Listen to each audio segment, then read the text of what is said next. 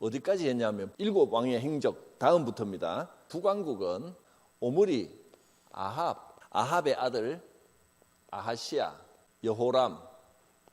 여호람이라고 썼다가 남왕국의 여호람이 나오면서부터는 요람이라고 이렇게 이름을 적었습니다. 남쪽 왕국은 여호사밧부터 하죠. 여호사밧은 아합과 사돈을 맺었죠. 아합의 딸 아달랴와 여호사밧의 아들 여호람, 이렇게 결혼을 했습니다. 그리고 여기에서 아하시야가 나왔죠. 아들이 아하시야. 여호사밧의 아들 여호람과 아합의 딸 아달랴가 결혼해서 서로 사돈 관계를 맺었습니다. 그러니까 남유다는 여호사밧, 여호람, 아하시야 이렇게, 북유다는 아합, 아하시야, 여호람 이렇게 계보가 이어져 왔습니다. 그런데 여기까지 오고 난 다음에 지난 시간에 했던 것이 예후가 나와서 이 아합 왕과 오므리 왕과를 징계하는 도구로 사용이 됐습니다. 여기 다 없애버렸고, 그리고 예후가 아시아까지 죽여버렸고, 그 다음에 이 자손들을 완전히 여기 이 자손들을 싹 죽여버렸습니다. 여기는 자손이 남아 있습니다. 만난 사람들만. 여기는 완전히 말살을 시켜버렸고, 여기는 이제 40명을 죽였지만 자녀들은 남아 있습니다.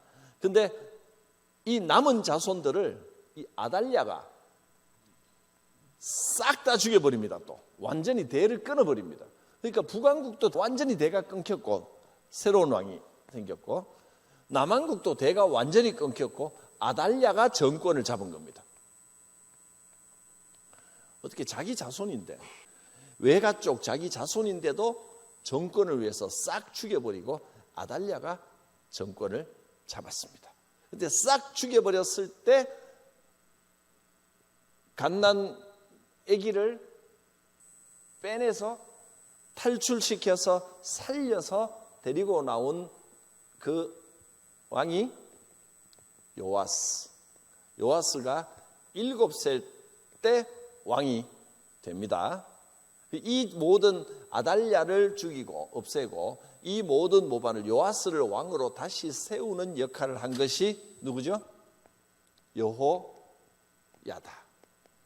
11장 17절을 보면 여호야다가 이제 요아스와 함께 선한 정치, 하나님 보시기에 정직한 일을 다시 하는, 제가 이것을 종교개혁이라고 불렀습니다.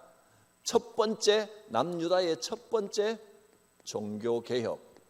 그러니까 여호야다의 종교개혁이 지난주의 제목이었습니다. 여기까지 지난주에 했습니다. 여호야다의 종교개혁의 내용이 11장 17절부터 나옵니다. 여호야다는 제사장이고 여호세바가 여호야다의 부인입니다. 이 둘이 부부입니다. 그러니까 조카가 되겠네요. 처조카, 고모부, 그렇게 됩니다. 족보가 그렇게 됩니다. 그래서 이 여호야다가 종교개혁을 일으킵니다. 종교개혁 내용을 한번 보겠습니다. 11장 17절 한번 읽어보겠습니다. 이런 종교개혁을 합니다. 여호야다가 왕과 백성에게 여호와와 언약을 맺어 여호와의 백성이 되게 하고 왕과 백성 사이에도 언약을 세우게 하매, 또 백부장들과 가리 사람과 호위병과 온 백성을 거느리고 왕을 인도하여 여호와의 성전에서 내려와 호위병의 문 길을 통하여 왕궁에 이르매 그가 왕의 왕좌에 앉으니, 그리고 요아스를 왕으로 삼은 이때가 요아스가 7살이었더라. 이런 종교개혁을 했습니다. 하나님과의 언약을 새롭게 하고 이방 신전을 다 무너뜨리고 성전을 함부로 하지 않도록 경비병을 세우고, 그다음에 아달랴를 죽이고 이런 등등의 일들을 한 것이 여호야다의 종교개혁이었습니다. 그다음에 예후의 아들이 여호아하스입니다. 여호아하스가 예후의 아들입니다. 그 다음에 여호아하스의 아들 이름이 또 요아스입니다. 동명이인이 또 남았습니다. 여기 북왕국에. 여기 또 요아스. 같은 이름이 있어서 표로 된 거 보고 막 공부하려고 해도 이 동명이인 때문에 혼돈이 되고 복잡하고 그렇습니다. 이렇게 정리하면 들으면서 보시면 조금 쉬우시리라 생각이 됩니다. 그 다음에 더 나가면 머리 복잡하니까 여기 그 요아스까지만 등등등등의 왕이 나오고 마지막 왕 이름이 호세아입니다. 마지막 이스라엘의 마지막 왕. 그러면 이제 왕 이름 다 했습니다. 그 다음에 남왕국은 요아스 다음 왕, 그 아들이 왕이 됩니다. 아들은 요건 좀 오히려 어려운 이름이 비슷하지가 않아서 좋습니다. 아마샤라는 이름이 나옵니다. 아마샤. 여기 여호아스와 요아스, 이게 오늘 공부할 내용입니다. 그 다음에 여기는 아마샤. 그 다음에 여러분이 많이 아는 이름이 나옵니다. 보통은 왕 이름으로 나오는데 여기는 이 사람은 왕이 되기 전 자기 이름 아사랴라고 하는 이름입니다. 아사랴라고 하는 이름인데 이 사람이 누구냐 하면 여러분이 아는 이름으로 우시야 왕입니다. 우시야 왕도 비교적 괜찮은 왕으로 치는데 그런데 뭔가 하나 크게 잘못해서 이 우시야 왕이 참 불행한 왕입니다. 우시야는 참 괜찮은 왕이었는데 나병에 걸려버립니다. 자기는 별궁에 가서 나다니기도 어렵고 왕자 아사랴의 아들 요담이 왕자로서 나라를 다스리다가 나중에 왕이 됩니다. 뭐 이 정도까지. 여기서부터니까 아마샤, 아사랴, 요담 크게 어렵지 않죠? 여기 한 명만 더 하면 요담 아들인데 이 이름은 기억하셔야 될 게 남유다 왕 중에 제일 악한 왕이 이제 요담의 아들이 나옵니다. 그게 아하스입니다. 여기도 이름이 비슷하지요? 여기는 여호아하스인데 여기는 여호는 빼고 그냥 아하스입니다. 자, 이 왕들의 이름이 많이 나오기 때문에 제가 여기가 제일 넘어가기 어려운 고비라고 생각했는데 오늘 이과가 제일 어렵다고 생각했는데 뭐 이렇게 정리해 놓으니까 크게 어렵지는 않죠. 여러분이 예후와 요아스까지는 다 정리가 됐을 거니까 그 다음에 아들 여호아하스, 요아스 이거 기억하면 됩니다. 그 다음에 여기도 요아스까지는 됐으니까 그 아들 아마샤, 그 다음에 요아스의 손자인데 나병에 걸렸던 우시야, 아사랴라고도 하는 우시야. 그 다음에 그 아들 요담, 요담은 왕자 때부터 나라를 다스렸던 그리고 악한 왕 아하스. 그 뒤로는 이제 다음에 또 공부하면 됩니다. 남유다는. 이게 오늘 할 내용의 전부입니다. 정리가 조금 됐습니까? 다시 말하지만 외우는 부담은 갖지 마십시오. 이 자꾸 외우려고 그러면 가만히 있어. 그 다음에 누구더라? 그 다음에 이거 외우다가 보면 거기에 마음 다 뺏겨서 이 스토리가 잘 안 들어옵니다. 굳이 외울 필요 없습니다. 들으면 알면 되죠. 뭐 요즘같이 자료가 많고 종이가 흔한 시대에 모르면 또 찾아보면 되는 거죠. 뭐. 자, 이제 자료를 한번 보겠습니다. 남왕국 요아스. 요아스는 7살 때 왕이 됐으니까 주로 여호야다가 요아스 뒤에서 섭정 형식으로 요아스는 어린애가 왕에 앉아 있지만 여호야다가 다 많이 도와줬을 겁니다. 그런데 여기서 잘 배웠는지 요아스가 왕이 되고 참 잘한 게 성전 건축 기금을 마련한 겁니다. 건축 헌금을 만들었어요. 남왕국 요아스가 제일 잘한 건 성전을 보수한 겁니다. 요아스가 남유다 제8대 왕이 된다. 이때가 예후 7년, 이 요아스는 40년을 다스립니다. 요아스는 제사장 여호야다의 교훈을 받는 동안에 정직히 행하였으나, 그런데 참 남왕국 왕들도 이걸 잘 못해요. 산당을 제하지 않습니다. 왜냐하면 백성들이 익숙해져 있거든요. 산당에 가서 제사하고 산당에 찾아가는 게 익숙해져 있는데 문화적인 것을 한꺼번에 뜯어고치기가 굉장히 어려웠습니다. 그래서 산당을 없애지 아니하니까 이 요아스가 산당을 장려한 건 아니지만 없애지 않고 남겨놓으니까 꼭 백성 중에 일부는 산당에 가서 제사하는 사람들이 끊어지지가 않더라는 겁니다. 그래서 백성들이 산당에서 제사하며 분향하였다. 그 다음에 요아스가 잘한 내용입니다. 요아스는 제사장들의 몫으로 삼는 헌금과 구분하여, 일반 헌금, 이때는 예물을 가지고 가면 제사장 몫으로 삼는데 그게 이제 일반 헌금입니다. 일반 주정헌금, 감사헌금 뭐 이런 것과 별도로 성전 보수 기금을 마련합니다. 기금을 마련해서 이거는 건드리지 마라 하고 별도 성전 보수를 위한, 성전을 고치기 위한 헌금을 따로 뗀 겁니다. 이게 요아스가 제일 잘한 점이라고 칭찬을 받는 겁니다. 그것으로 성전의 낡은 곳을 보수하였다.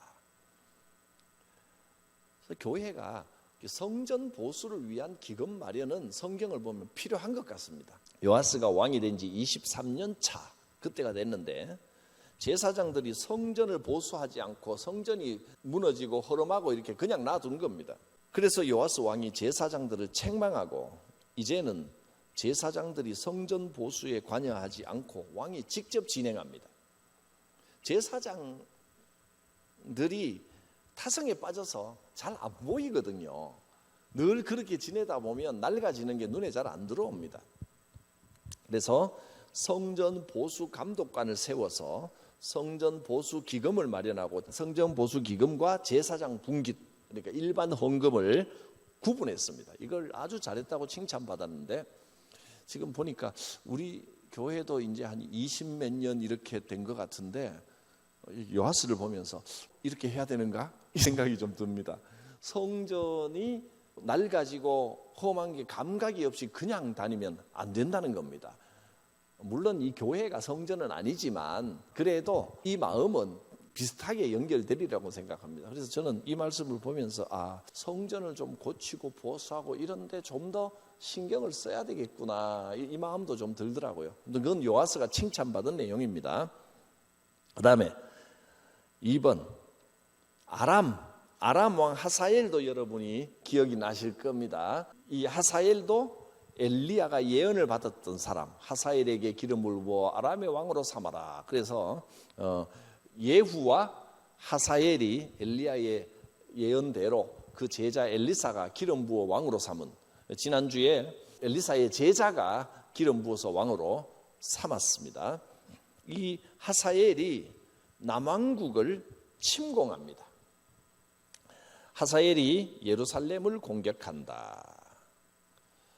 요아스가 성전과 왕궁에 있는 모든 금을 아람 왕 하사엘에게 다 상납하자 하사엘이 떠난다. 이 하사엘이 북왕국하고 가깝잖아요. 머리 위에 있는 데잖아요. 근데 왜 북왕국을 침공하지 않고 아람이 남왕국 침공하는 게 지금까지는 흔하지 않았는데 남왕국을 침공했습니다.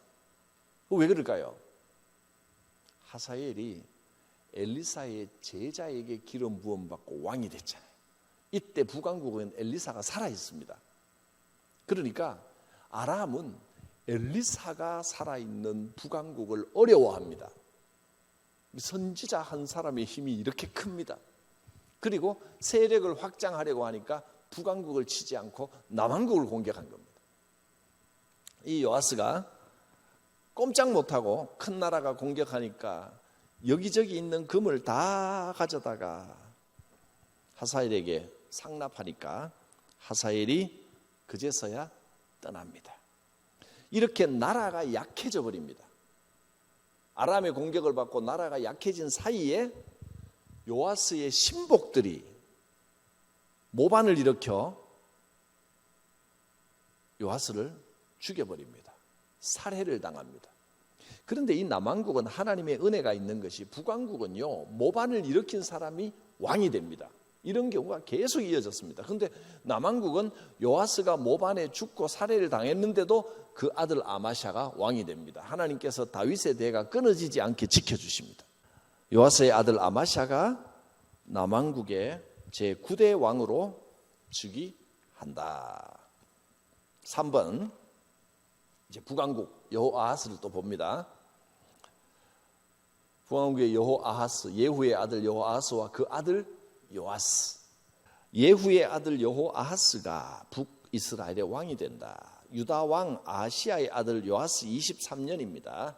이 요아스 23년에 북요아스가 왕이 됩니다. 남왕국의 요아스는 예후와도 같이 북왕국 예후 때 있었고 요아하스가 왕이 됐을 때도 있었고 요아스가 왕이 될 때도 있었습니다. 40년을 다스렸으니 오래 있었습니다. 이 세 왕하고 다 시기가 겹칩니다. 여호아하스는 어떤 왕이었느냐? 북왕국의 왕들은요, 선한 왕이 하나도 없습니다. 전부 여호와 보시기에 악을 행하였다 했습니다. 그 악이 뭐냐 하면 여로보암, 북왕국을 처음 세웠던 여로보암의 길을 떠나지 않았다. 여로보암이 제일 잘못한 게 뭐였습니까? 예루살렘 성전으로 백성들을 보내면 백성들의 마음이 떠나버릴 것을 걱정해서 하나님을 형상으로 만들었죠. 하나님의 모양을 소 모양으로 만들어서 그때 백성들이 소를 조금 신성시 여겼던 것 같습니다. 그 소를 만들어서 여기가 신성한 곳이고 신성한 물건이고 이 모양이 바로 하나님이다. 여기다 제사하고 절을 하면 된다. 여기 와서 소원 빌고 여기 와서 기도하면 된다. 이래서 이 성격을 믿음의 신앙의 성격을 완전히 바꿔버렸습니다. 그걸 잘못한 겁니다. 이 계명을 정면으로 어긴 게 여로보암의 잘못입니다. 이 북왕국 이스라엘이 이 여로보암의 죄를 떠나지를 않았습니다. 우리도 이 유혹을 계속 받는단 말이죠. 하나님을 자꾸 형상화하려고 이 땅의 것으로 만들어서 끌어내리려고 하는 유혹을 받습니다. 자, 여호아하스 읽어보겠습니다. 여호와 보시기에 악을 행하여 여로보암의 죄를 떠나지 아니하므로. 그렇죠?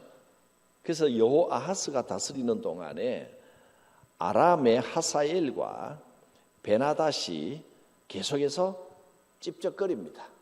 자꾸 북이스라엘도 함부로 이 예루살렘처럼 전면 공격으로 내려오기는 어려워서도 계속 힘들게 합니다. 여호아하스가 아람의 학대로 인하여 여호와께 부르짖자. 여호아하스는 기도할 줄은 아는 사람이네요.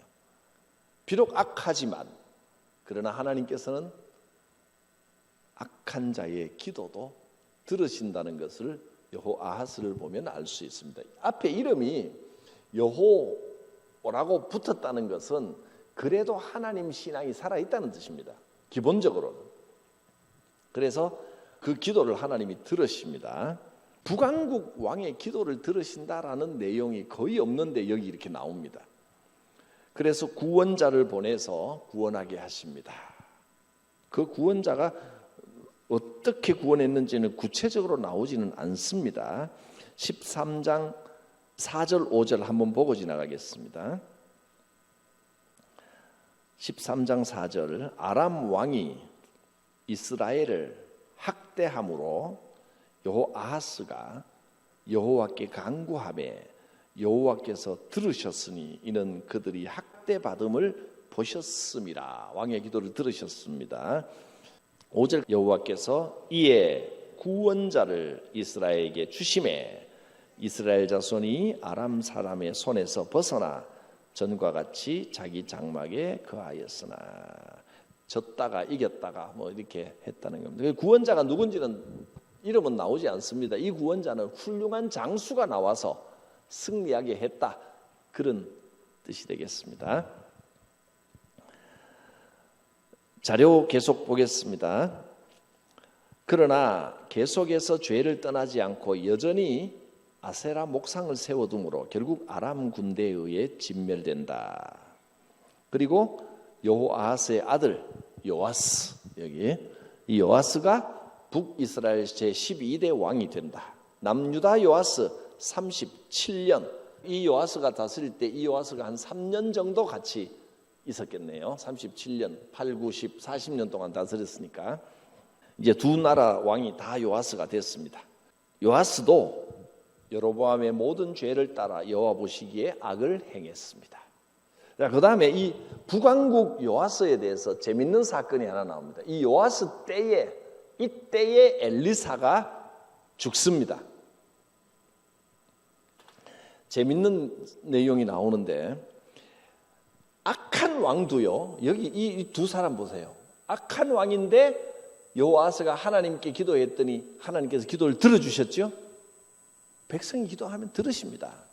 또 요아스가 선지자 엘리사를 찾아가서 이 나라를 좀 구해주세요라고 막 호소를 했더니 엘리사가 아람 군대를 이기게 해줍니다. 하나님께서 들으신다는 이야기입니다. 이 두 사람은 북이스라엘 왕들 중에 기도할 줄 알았고 선지자를 찾아갈 줄 알아서 나름대로 응답을 받았는데 결국은 선한 왕이 되지는 못했습니다. 그런 왕들입니다. 요아스 때 어떤 일이 있었는지 화살 예언, 유명한 예언입니다. 쭉 읽겠습니다. 엘리사의 죽음이 임박합니다. 북왕국의 왕 요아스가 나라의 기둥인 엘리사의 죽음을 슬퍼합니다. 임종이 가까웠다 이렇게 되니까 엘리사 없으면 우리나라 어떡하나 이거 걱정할 줄은 아는 겁니다. 그래서 엘리사는 요아스에게 활과 화살들을 가져오시오. 동쪽 창을 여시오.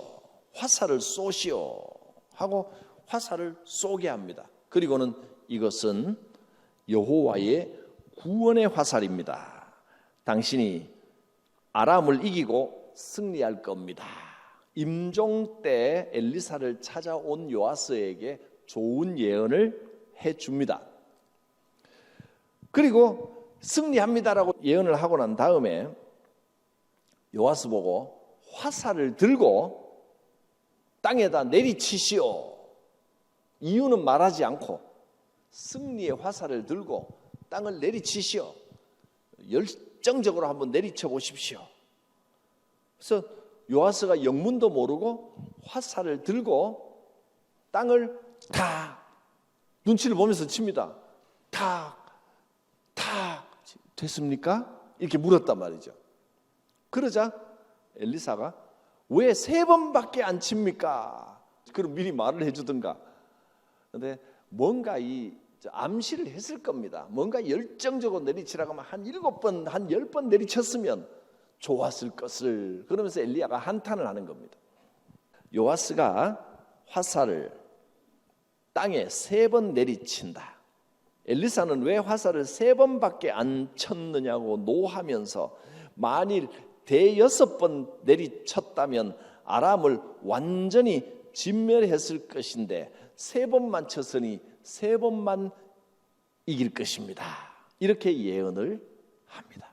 이게 무슨 뜻인지는 오늘날 우리에게 주시는 메시지는 여러분이 알아서 생각하시면 되겠습니다. 이 메시지까지 또 하면 한편의 설교가 돼서 시간이 너무 많이 지나가니까 감동이 오시는 대로 해석하면 됩니다. 무슨 뜻일까요? 기도를 많이 하라는 뜻일까요? 아니면 하나님이 뭔가 선지자를 통해서 아니면 말씀을 통해서 시킬 때는 적당히 하고 말지 말고 좀 많이 하라는 뜻일까요? 그렇게 받아들이시면 여러분이 해석하시면 됩니다. 마음에 해석되는 게 아멘 하시면 됩니다. 엘리사의 죽음, 여기는 앞에 이렇게 땡땡 이렇게 당구장 표시, 참고 표시를 해놨는데 성경에 나와 있는 내용인데 지금 흐름하고 직접적인 연결은 없지만 순서상 나와 있는 내용이라 참고로 썼습니다. 엘리사가 죽어서 장사하는 내용이 13장 20절에 나옵니다. 엘리사가 죽은 후에 이런 일이 일어납니다. 해마다 모압 땅의 도둑대가 북이스라엘을 침범했는데 사람들이 죽은 사람을 장사하던 중에 도둑대가 쳐들어오니까 놀라서 시체를 엘리사 무덤에다가 던져버리고 도망가 버립니다. 그런데 던진 시체가 엘리사의 뼈에 닿으니까 다시 살아나는 기적이 일어났다. 믿을 수 있겠습니까? 아멘입니까? 엘리사가 완전히 썩어서 뼈만 남았는데 죽은 사람이 그 뼈에 툭 닿으니까 살아났다니까요. 믿어진다고요? 신기하네요. 그게 믿어져요? 어떻게 믿어져요? 성경에 있으니까.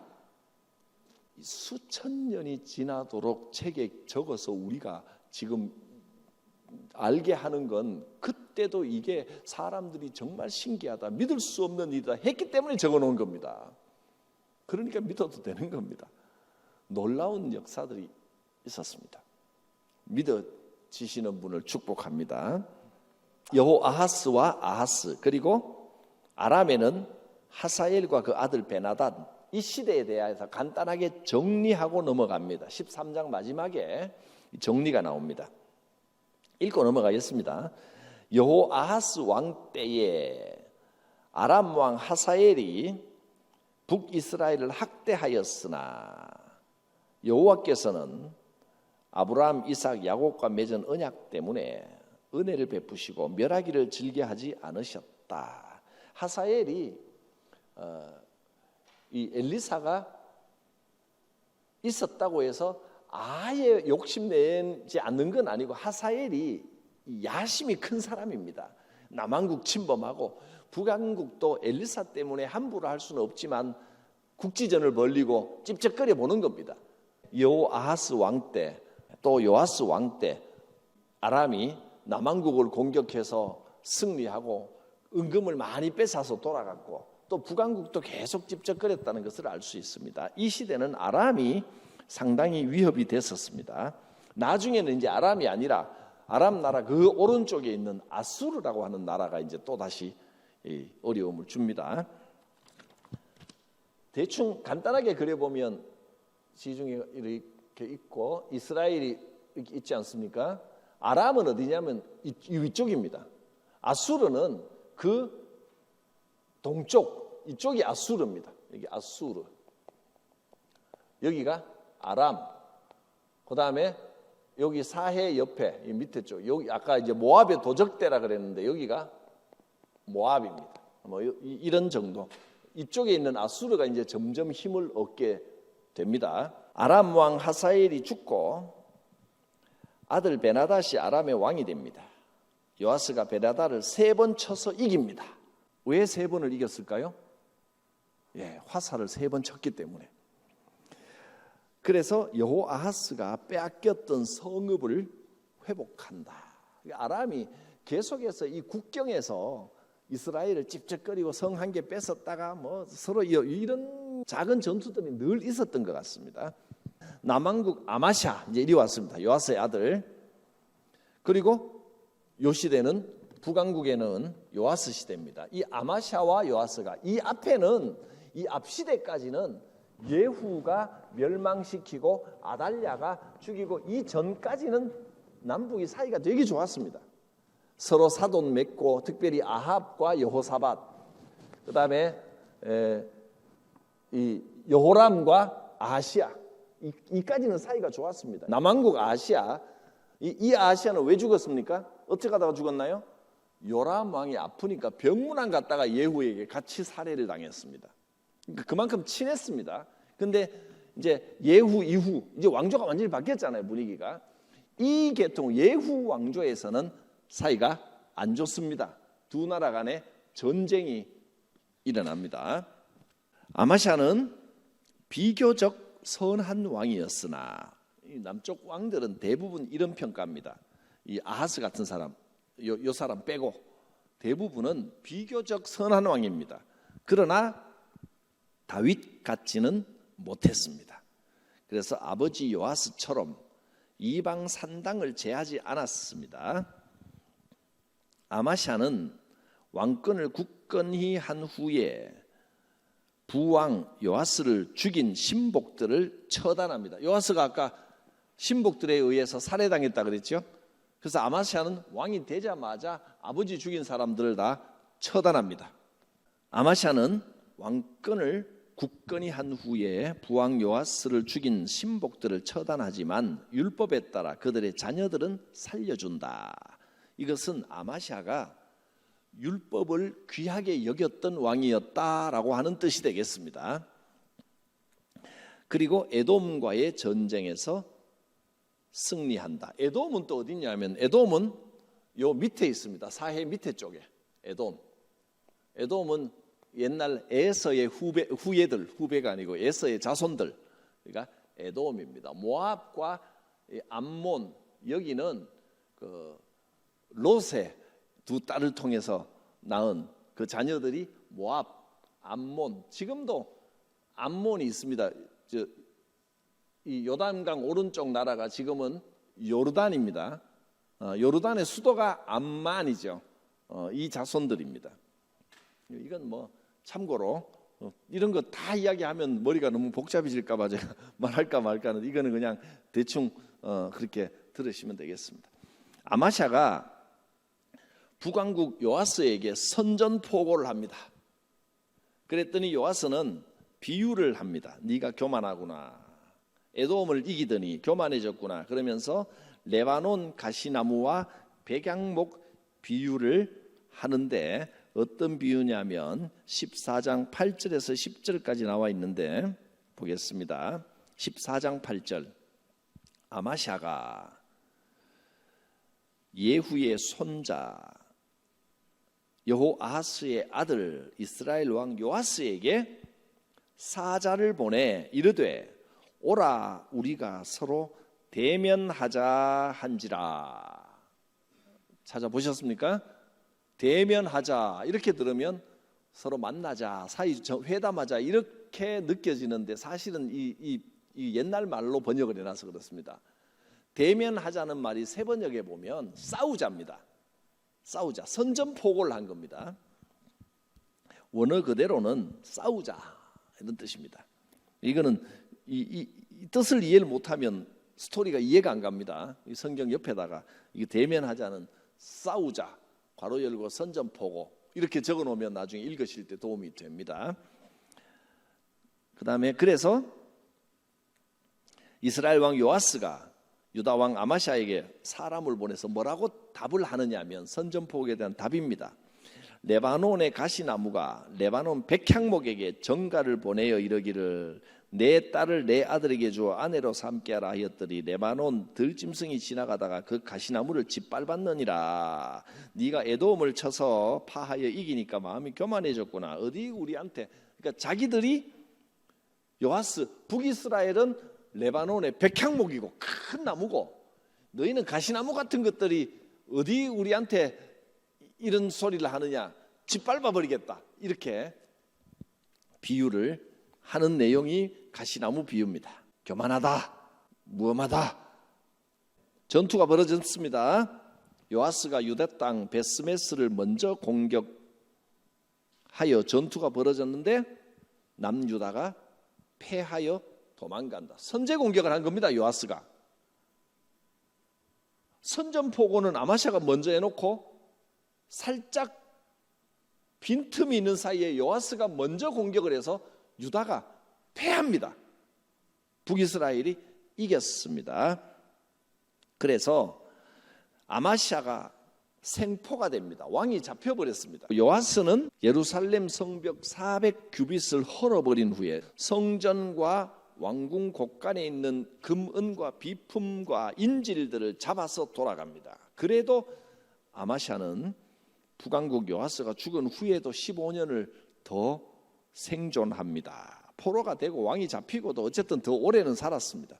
그러나 이 전쟁은 북왕국 요아스의 완벽한 승리로 끝나버렸습니다. 6번 북왕국 여로보암 2세의 번성기 요아스의 아들 여로보암 2세가 요아스의 아들입니다.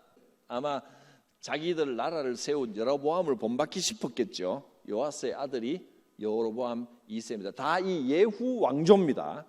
북이스라엘은 아합 왕조 또는 오므리 왕조 이 왕조가 크게 좀 오래 갔고 그 다음에 예후 왕조가 좀 오래 갔고요. 여로보암 2세까지. 그 다음에는 이 여로보암 2세 다음에는 예후 왕조가 여기서는 끝나버려요. 그 다음에는 또 반란이 계속 일어납니다. 앞에서 7왕들 시대에도 북이스라엘은 계속 반란이 일어났죠. 몇 개월 하고 죽고 1, 2년 하고 죽고 또 왕 죽이고 왕 되고 예후 왕조 이후에 또 그런 일이 일어납니다. 자, 여로보암 2세 때 북이스라엘이 완전히 번성기를 맞이합니다. 분위기를 아시겠죠? 왜냐하면 요아스가 남북 전쟁에서 이겼기 때문에 이 아들대까지 이 아들대에는 굉장한 번성기를 최고의 번성기를 맞이하는 겁니다. 북이스라엘 최고 번성기는 여로보암 2세였구나.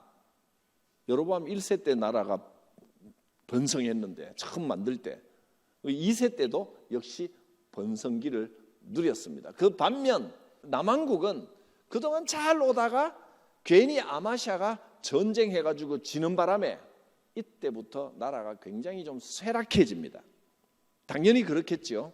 아마샤 때 요아스가 죽고 아들 여로보암 2세가 북이스라엘 제13대 왕이 된다. 여로보암 2세도 악을 행하여 여로보암의 죄를 따랐지만 여호와께서 열조들과 맺으신 언약으로 인해 여로보암 2세는 번성기를 누린다. 이 언약으로 인해라는 말이 어떤 뜻이냐 하면 약속 때문에 하나님이 축복을 주셨다 이런 뜻이라기보다는 약속이 있기 때문에 멸망시키지 않고 자연스럽게 그냥 좀 더 내버려 두셨다 이 뜻으로 보시면 됩니다. 악을 행했지만 놔두신다.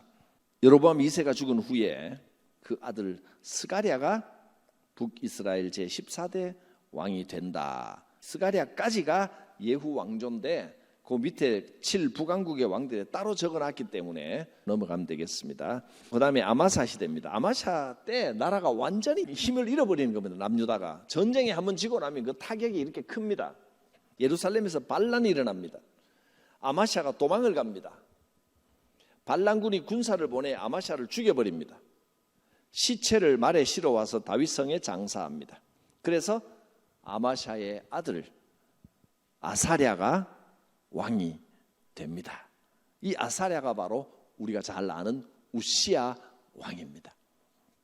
아사랴가 16살에 왕이 됐는데 나라가 얼마나 힘들 때입니까? 우시야가 왕이 됐을 때가 나라가 제일 힘들 때입니다. 정말 어려울 때 우시야가 왕이 됐는데 우시야가 나름대로 하나님 뜻에 따라 나라를 다스리고 애를 쓰니까 우시야 왕 때 나라가 다시 좀 회복이 됩니다. 우시야는 좀 주목해서 볼 필요가 있습니다. 아사랴, 우시야도 성경에 이 우시야라고 안 쓰고 아사랴라고 열왕기서에서는 그렇게 써놨기 때문에 저도 이렇게 괄로 열고 썼습니다. 여호와 보시기에 정직하게 행하였으나 산당은 제하지 않았다. 나라가 강성해집니다.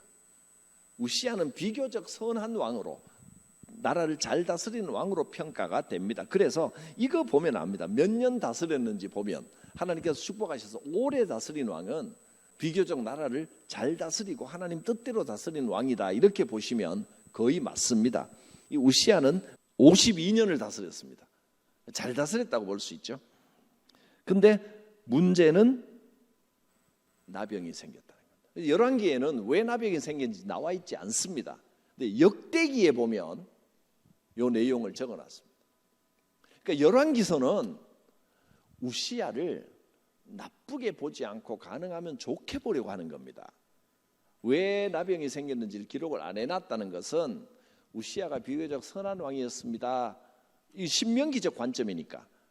근데 역대기에는 왕조실록이라 그랬죠. 모든 걸 상세하게 기록을 한 겁니다.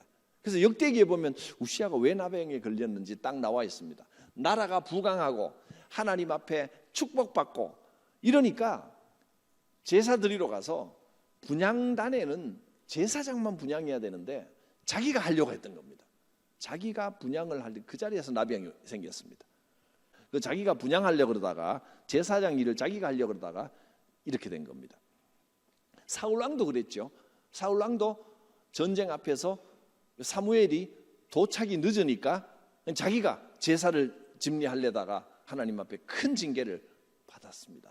자기 위치를 잘 지켜야 됩니다. 자기 사명을 정확하게 알아야 되는 겁니다. 나라가 강성하자 아사랴 우시야는 교만해져서 자기가 성전에서 분향하려고 하다가 역대하를 찾아보면 됩니다. 여호와의 징계로 나병이 생겨 별궁에 거하고 왕자 요담이 대신하여 나라를 다스린다.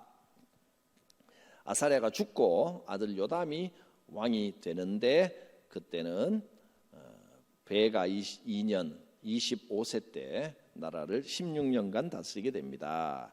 근데 이 베가는 누구냐? 밑에 나옵니다. 북왕국의 왕들은 다 이렇게 하나하나 배울 필요가 없어서 쭉 이렇게 적어놨습니다. 중간에 가위가 있죠, 여러분. 가위가 무슨 뜻일까요? 반란입니다. 아들이 왕이 된 게 아니고 반란을 일으켜서 왕을 죽이고 왕이 된 거는 중간에 가위를 쳐놨습니다. 그래서 이 스가랴는 여로보암 2세의 아들입니다. 예후 왕조가 여기까지입니다. 그런데 그 다음에 불과 6개월 다스렸는데 살룸이라는 사람이 반역을 일으켜서 죽이고 불과 1개월 만에 므나헴이 또 반역을 일으키고 그 아들 브가히야가 왕이 되어서 2년 다스렸는데 또 베가가 반역을 일으켜서 브가히야를 죽이고 그 다음에 호세아가 또 반역을 일으켜서 이 계속 반역의 역사입니다. 북이스라엘에 이런 반역의 역사가 나타납니다. 호세아가 마지막 왕이 되겠습니다. 호세아는 마지막 9번에 나옵니다. 자, 이제 오늘 할 남유다의 아하스, 여기 요담의 아들 아하스와 호세아를 살펴보고 말씀을 마치겠습니다. 아하스, 남왕국의 가장 악한 왕이다, 이렇게 기억하시면 됩니다. 요담의 아들 아하스는 가증한 일을 행했는데 어떤 일을 행했냐면 세상에 남유다 왕이 어떻게 이런 일을 했을까요? 자기 아들을 인신제사로 이방 신에게 불태워 바치는 일을 합니다. 끔찍한 일을, 하나님이 가장 금하신 것이 인신제사인데 이 일을 합니다. 아람과 북이스라엘 연합군이 공격해 오니까 그러자 아하스는 하나님께 기도할 생각은 안 하고 아수르 왕, 여기 오른쪽에 있는 나라라 그랬죠. 아수르 왕에게 원군을 청합니다. 디글랏 블레셀은 아수르 왕 이름입니다. 성전과 왕궁 곳간에 있는 은금을 강제로 꺼내서 세상의 성전의 금을 가져다가 아수르 왕한테 갖다 주고 우리 좀 살려주시오 하고 있는 겁니다. 하나님께 기도하지 않고. 그러니 아하스가 악한 왕이죠. 중요한 일을 하고 큰 일을 하면, 나라를 다스리는 정도 되면 스트레스가 많겠죠. 그러면 지금 저는 참 놀란 게 이 정치인들이 점쟁이 찾아가는 일들이 굉장히, 특히 대선 때 되면 점쟁이들, 국회의원들, 정치인들 점쟁이 엄청 찾아간다 그러더라고요. 저는 그 점쟁이한테 찾아가는 이 현대 세상에 이상하고 희한한 일들이 많습니다. 근데 그런가 봐요. 사람이 현실이 뜻대로 잘 안 되고 불안하고 예측할 수 없고 특히 선거하고 막 이러면 자꾸 이 우상에 치우치는 것 같습니다. 우상에 치우친 나라는 망합니다. 우리나라도 걱정입니다. 우상 이야기가 싹 사라져야 되는데 자꾸 그런 이야기들이 나와서 제가 요즘 나라를 위한 기도를 하나님께 많이 드리고 있습니다. 전에는 우리의 경제를 부강하게 해주시고 경제와 문화와 정치를 위하여 기도했는데 여러분 지금 나라를 위해 기도하면 우상이 사라지게 해주옵소서, 이 기도밖에 안 나옵니다. 지금 우리나라 다른 것보다 영적인 위기입니다. 기도 많이 해야 됩니다. 그래서 아하스는 다메섹을 방문했다가, 다메섹이 아람의 수도입니다. 거기서 본 다메섹 사람, 아람 사람들이 하고 있는 구조와 양식을 보고 그걸 본따서 돌아와서 남유다에다가 성전 모양을 아람의 우상 신전처럼 막 꾸미는 겁니다. 이 아하스가 악하지요. 이런 일을 했다는 겁니다. 마지막 호세아, 북왕국의 마지막 왕입니다. 호세아가 여호와 보시기에 악을 행하였는데 그러나 북이스라엘의 여러 왕들과 같지는 않았다, 이렇게 기록을 했습니다. 왜 이렇게 썼을까? 17장 2절, 호세아가 악을 행하였으나 그 전 이스라엘 여러 왕들과 같이 하지는 아니하였더라. 이게 무슨 뜻일까요? 호세아는 그 전에 왕들이 하던 죄들, 북왕국 왕들이 공통적인 죄가 뭡니까?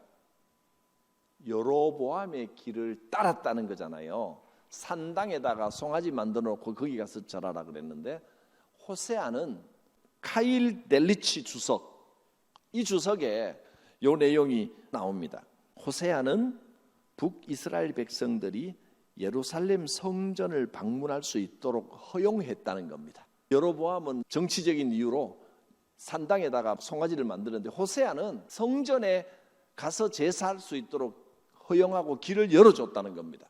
북이스라엘로부터 성전 순례자들이 있었습니다.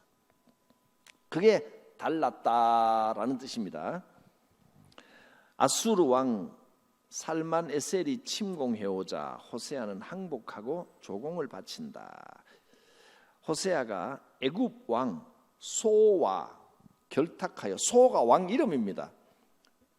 17장 4절에 이 성경 읽다가 여러분, 애굽 왕 소에게 사자를 보내고, 이 웬 소가 나오나, 이게 사람 이름, 왕 이름입니다. 애굽 왕 소에게, 소와 결탁해서 아수르를 대항합니다.